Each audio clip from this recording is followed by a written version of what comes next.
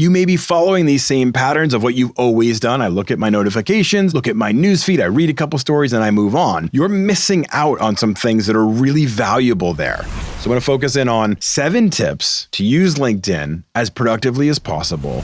LinkedIn might not like that I'm sharing this, but that's why I'm whispering so they don't hear it. This is the Work in Sports Podcast. Here's VP of Content and Engage Learning at workinsports.com, Brian Clapp. It's been a pretty bang-up week, the last couple weeks, actually. I got to interview multiple members of the hashtag Sports Creators of Color cohort. And I did that in the spring, and it was awesome.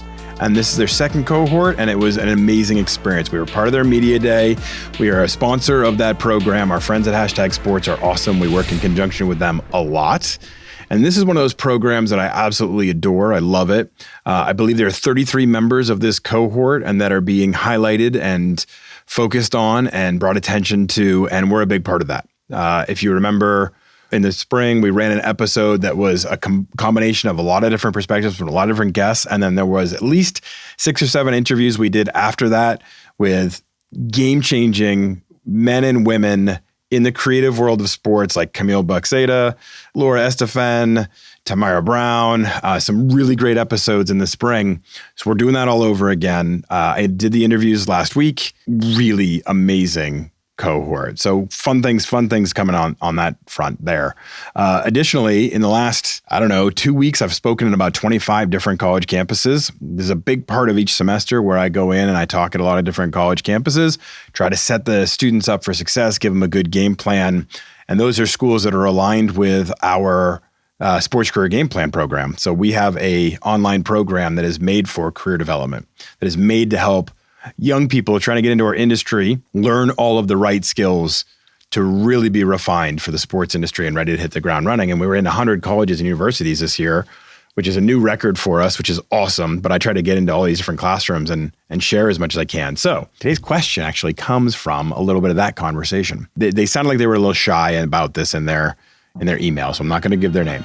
But here's the email. Hey, Brian, you came to my college classroom last week and shared some really dope info. Seriously? This email said dope info. I did not add that. I am not saying that. I kid you not. Do not laugh at me for using that phrase. Okay. You spoke about LinkedIn a lot as a networking tool, and that makes sense. I really want to start using LinkedIn and being more social media productive rather than being on the more fun platforms. I think it's funny the way they put that. Are there other cool ways to use LinkedIn? Cool may be a stretch, right? Kind of like using the phrase dope info in regards to, yours truly. My kids, I will tell you, when you said this, and you know who you are, who emailed me, when you said this, I did immediately take it to my kids and say, look, this person thinks I share dope info. And they laughed out loud. But nonetheless, now that that's self-deprecation out of the way, even though that is completely honest, I do think there are some cool things that happen on LinkedIn, some cool features and tools that can make your life easier and better and really connect you to this concept of networking through social media channels rather than just face-to-face events. So there are a lot of tools available on LinkedIn. I'm not going to focus on all of them. It doesn't really help you if I'm talking about the fact that LinkedIn has account-based marketing features. Like, why do you care? So I'm going to focus in on 7 or 8 tools that I think can benefit you in your productivity, in your job search, in your communication and networking and building your personal brand. So all these things I'm going to share, maybe things you're not aware of, but can help you use that tool as productively as possible.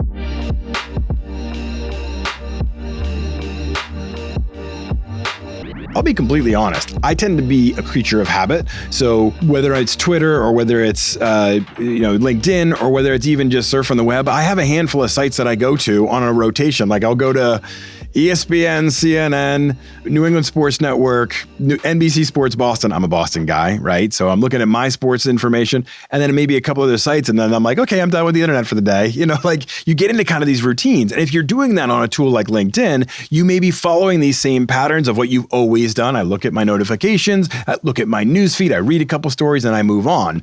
You're missing out on some things that are really valuable there. So the first one, you can use Boolean search terms.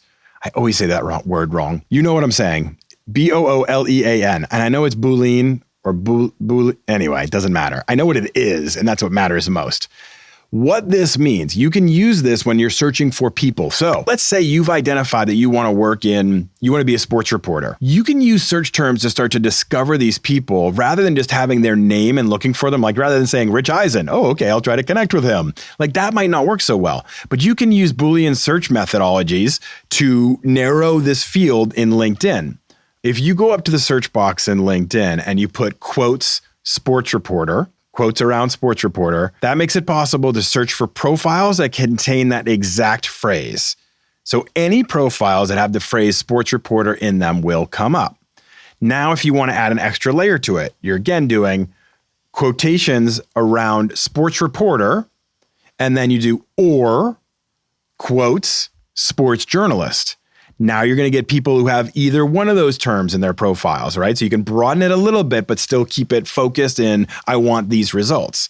You can go even further and you can say sports reporter in quotes again, and all capitals, quotes, Boston. So now you're going to get all sports reporters in Boston that have both those things on their profile. You can add negative modifiers too. So you could do quotes sports reporter, not N-O-T, all capitals, quotes, ESPN. So now you're going to get sports reporters that don't work at ESPN or have ESPN on their profile. Or you can even go crazy advanced and even go a little bit further and you can combine a bunch of different modifiers. So get a complex search. Get this one.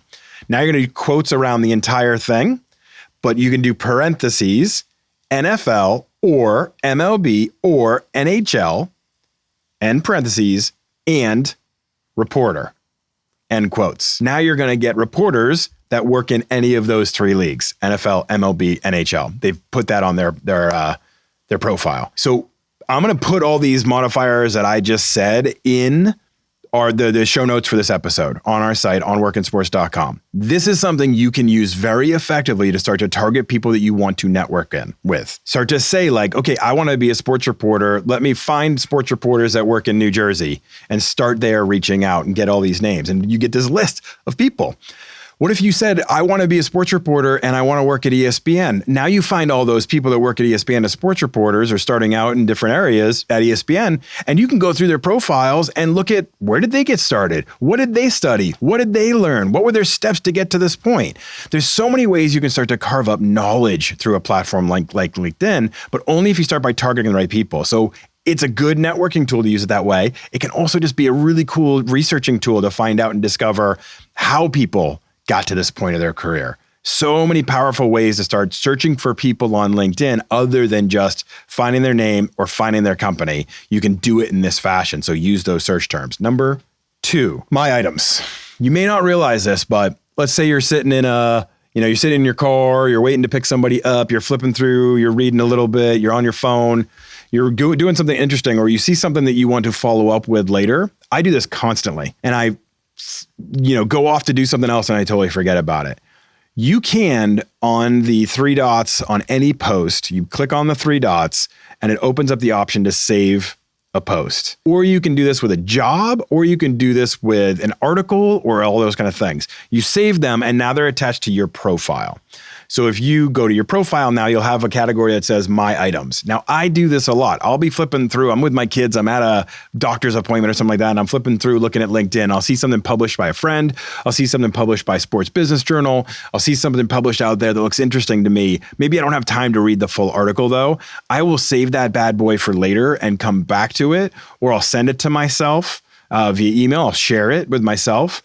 And that just reminds me that these things exist and can make that clear. Sometimes you're searching on, you're looking on LinkedIn, or you're looking on a site like ours too. You find a job that interests you and you're like, I don't want to apply for that right now and upload my resume and try to do some on my phone while I'm in the waiting room. Save it for later, come back to it once you have a little bit more time. It's a really simple but powerful tool if you use it the right way. Number 3, you've seen this a lot, right? This open to work toggle where you can add that banner around your picture. Right? So it says your hashtag open to work. That's not the tip. Okay. That's a pretty cool thing. I do like that. It's super simple. You go into your profile and you have the option when you edit your profile, it will say, are you open to work? Are you hiring or whatever? I know a lot of people that never investigate that though, because they think to themselves, well, I don't want the whole world to know that I'm looking. I don't want my work. I don't want my friends. I don't want other people to know that I'm in the job market. So I don't even mess with that. Ding, ding, ding. Here's the tip. When you actually go into that option, you can add it, but then also exclude audience members. Not manually, like one by one. You can say only display this to people that label themselves as a recruiter. So then recruiters, when they're looking, will see that you're open to work, but your coworkers, your friends, other people you may have worked with in the past, people in your network, they don't see it.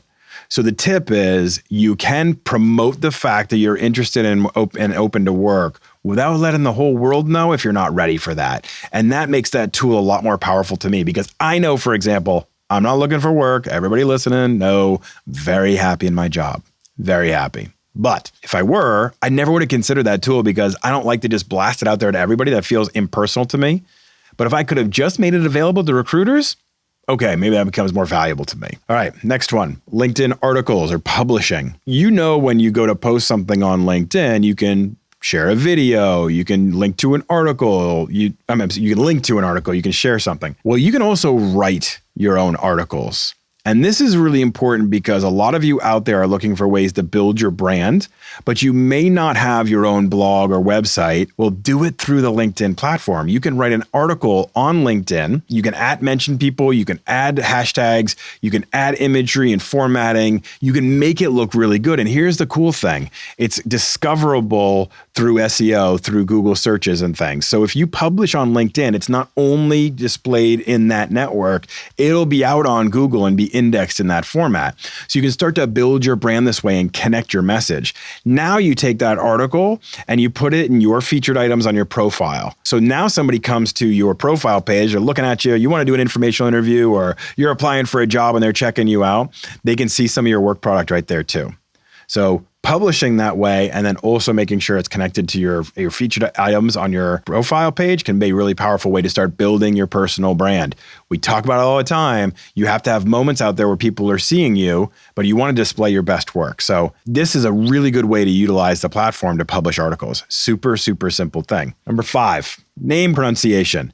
Now, this is really beneficial to people with complex names. Mine, not too complex, but I still get cry and blap sometimes. And that's always awkward. Actually, I got that like in elementary school, and it still kind of stings a little bit. I'm getting off topic. As you know, I have a tendency to do that. Okay, name pronunciation. Let's say your name is a little bit complex. Let's say you get a lot of people messing it up.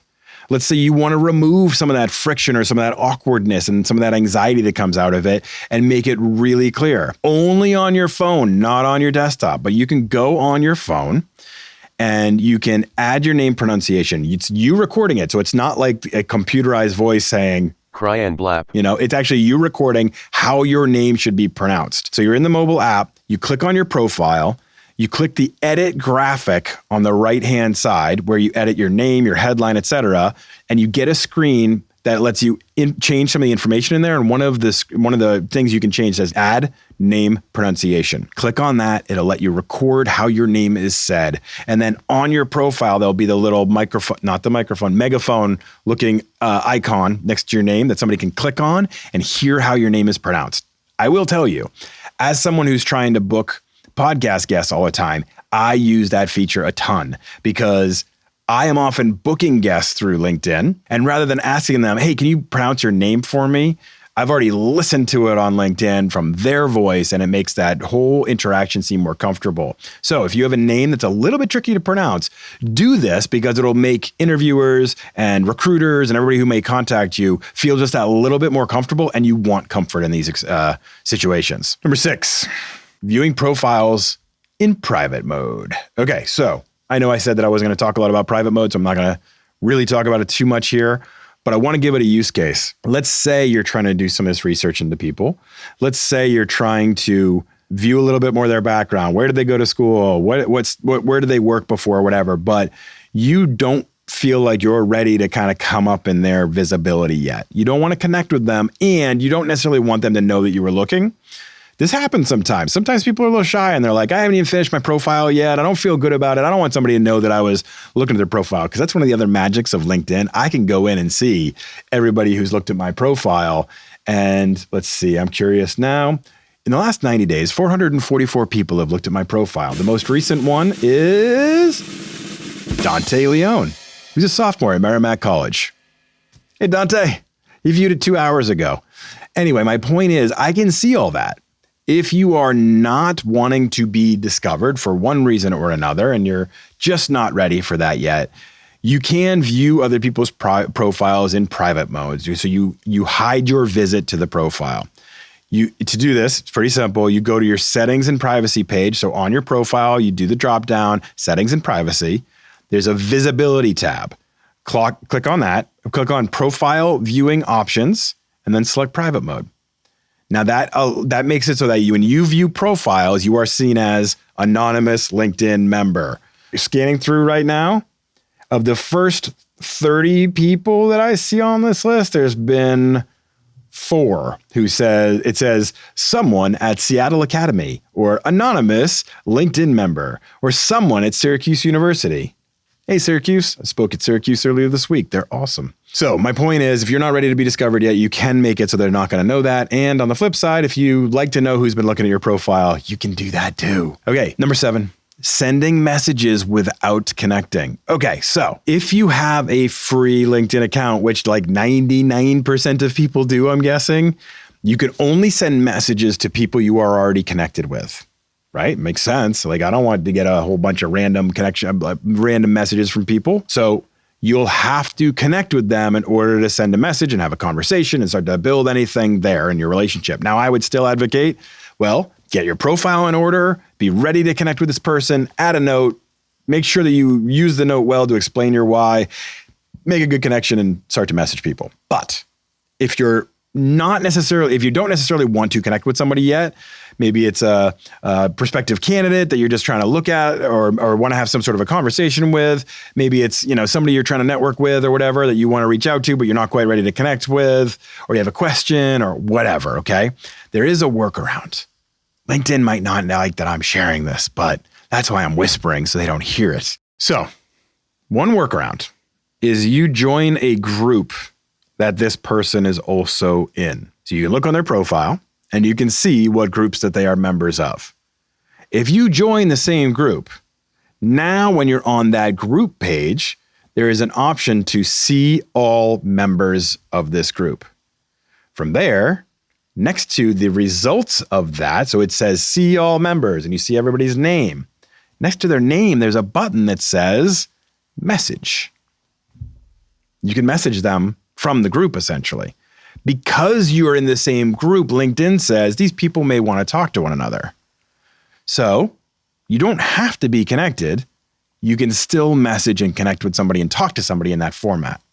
You can still engage with them in that way. Now, don't abuse this, because in my instance, in my thought process, if you want to really start to build a relationship with somebody in this way, if you want to build a network or whatever, like, go about it the right way. Just be straight and up with it and build a relationship. Add a good note, like I was talking about earlier. Make that connection, start building that relationship. But if you feel for some reason or another you're not ready to do that, or you had a question, you heard them on the Work in Sports podcast, and you had a question, and you tried to connect with them, and they didn't connect with you yet. Maybe they're not checking LinkedIn that often.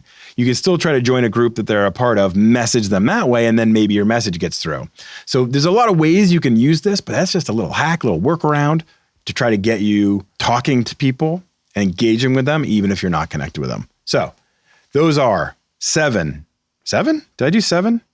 7 tips to use LinkedIn as productively as possible in your use case, which is trying to get jobs, trying to build your network, trying to build your influence.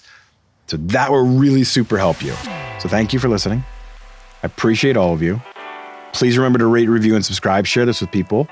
Talk about how great and dope my info is. I just sound so stupid, but it does make me laugh. So anyway, thank you for an awesome question. Thank you for all the schools that have welcomed me into their classroom, like Syracuse and Grand Canyon and a bunch of others over the last couple weeks. Always a thrill. Northern Illinois, always a thrill to be in those classrooms and to be hosting this show for all of you. So thank you for listening. Make sure you tune in on Wednesday. I'll see you then.